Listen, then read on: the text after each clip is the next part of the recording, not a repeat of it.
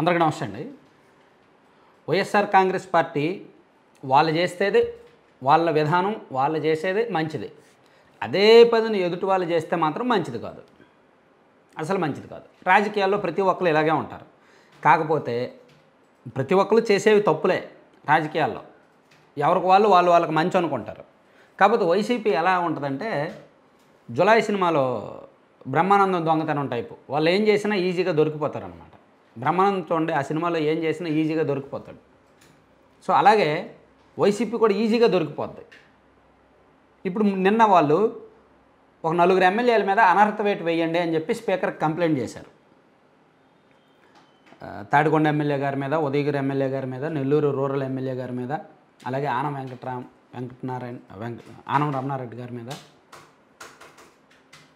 So వీళ్ళతో పాటు ఆనం రామనారాయణ రెడ్డి గారు కదా, పేరు మర్చిపోయాను. సో ఆయనతో పాటు ఎమ్మెల్సీ వంశీకృష్ణ యాదవ్ వీళ్ళందరి మీద కూడా అనర్హత వేటు వేయమని పిటిషన్ వేశారు, కంప్లైంట్ ఇచ్చారు. మంచిదే, ఖచ్చితంగా పార్టీ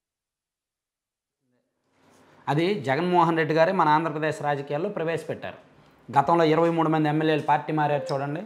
వాళ్ళ మీద అనర్హత వేటు వేయండి, అనర్హత వేటు వేయండి, అనర్హత వేటు వేయండి అని చెప్పి పదే పదే పోరాటం చేశారు చూడండి. కరెక్టే, అది చాలా మంచి విధానం. పార్టీని మారితే అనర్హత వేటు వేయాలి.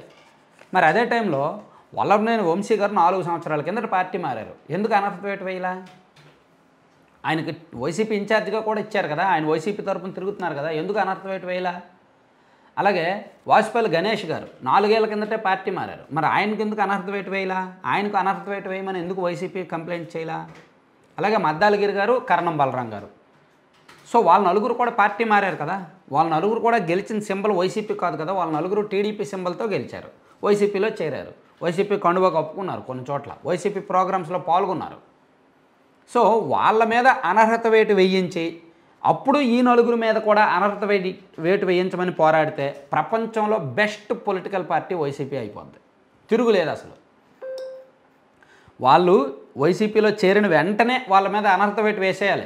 బాబు, మీరు గెలిచిన సింబల్ వేరు, టీడీపీ సింబల్, మీరు మా పార్టీలోకి వచ్చారు కాబట్టి మీరు అనర్హత వేటు వేస్తా, వెళ్ళి రాజీనామా చేసి గెలిచి రండి అని నిజంగా జగన్మోహన్ రెడ్డి గారు చెప్పిన మాటలు నిరూపించుకుంటే ప్రపంచంలో బెస్ట్ పొలిటికల్ పార్టీ, మేబీ అంతరిక్షంలో కూడా ఇంతకన్నా మంచి పొలిటికల్ పార్టీ ఇంకోటి ఉండదు. అంత నీతి, నిజాయితీ, నిబద్ధతతో, విలువలతో కూడిన పార్టీగా వైసీపీని అభివర్ణించవచ్చు. కానీ అవి మచ్చుకు కూడా కనిపించవుగా ఈ పార్టీలో.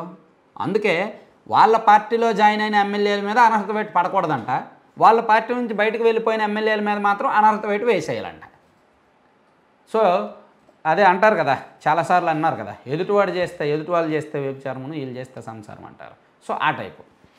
సో ఇక్కడ యాక్చువల్లీ ప్రతిపక్షాలకు విమర్శించే అవకాశం లేదా ఎల్లో మీడియా అని వీళ్ళు అభివర్ణించే ఆ మీడియాకు వార్తలు రాసే అవకాశం ఇస్తున్నదే వైసీపీ. వీళ్ళు చేసే తప్పులు, వీళ్ళ పార్టీలో అంతర్గతంగా జరుగుతున్న మార్పులు, వీళ్ళు చేసే విధానాలు, వీళ్ళు తీసుకునే నిర్ణయాలే వాళ్ళకి అలా అవకాశాలు ఇస్తాయి. వాళ్ళ అబద్ధాలు రాయట్లా. ఇప్పుడు ఈనాడులో ఈరోజు పెద్ద ఆర్టికల్ రాశారు, జగన్మోహన్ రెడ్డి గారు ఎమ్మెల్యేల మీద వైసీపీ విధానం ఎలా ఉంది, ద్వంద్వ నాయకుల విధానం, వాళ్ళ పార్టీ నుంచి వెళ్ళిపోయిన ఎమ్మెల్యేల మీద అనర్హత వేటు వేయాలంటే వాళ్ళ పార్టీలోకి వచ్చిన ఎమ్మెల్యేలు మాత్రం అనర్హత వేటు వేయరంటని చెప్పి ఈనాడులో పెద్ద ఆర్టికల్ రాశారు. అది ఫేక్ వార్త కాదు కదా, అది అబద్ధపు వార్త కాదు కదా, అది నిజమేగా. మన కళ్ళు ఎదురుగా కనిపిస్తున్నాంగా, మన కళ్ళు ఏమి దొబ్బేలేదు కదా, మన కళ్ళు బాగానే కనిపిస్తున్నాయి, మన చెవులు బాగానే వినిపిస్తున్నాయి, మనం ప్రపంచం చూడగలుగుతున్నాం, రాజకీయం చూడగలుగుతున్నాం. సో వీళ్ళ పార్టీ నుంచి వెళ్ళిపోయిన ఎమ్మెల్యేల మీద అనర్హత వేటు వేయాల్సిందే, 100% వైసీపీ చెప్పినట్టు జరగాల్సిందే. కానీ వీళ్ళ పార్టీలోకి వచ్చిన ఎమ్మెల్యేల మీద కూడా పడాల్సిందే. అప్పుడే రాష్ట్రంలో రాజకీయాలు బాగుపడతాయి. రేపు పొద్దున్న తెలుగుదేశం పార్టీ, జనసేన అధికారంలోకి వచ్చింది అనుకోండి, వైసీపీ నుంచి ఒకేసారి ఒక 10 మంది ఎమ్మెల్యేలు వెళ్ళిపోయారు అనుకోండి, అప్పుడు వాళ్ళ మీద కూడా అనర్హత వేటు వేయాలి అని అడిగే హక్కు వైసీపీ కోల్పోద్ది. ఎందుకు కోల్పోద్ది?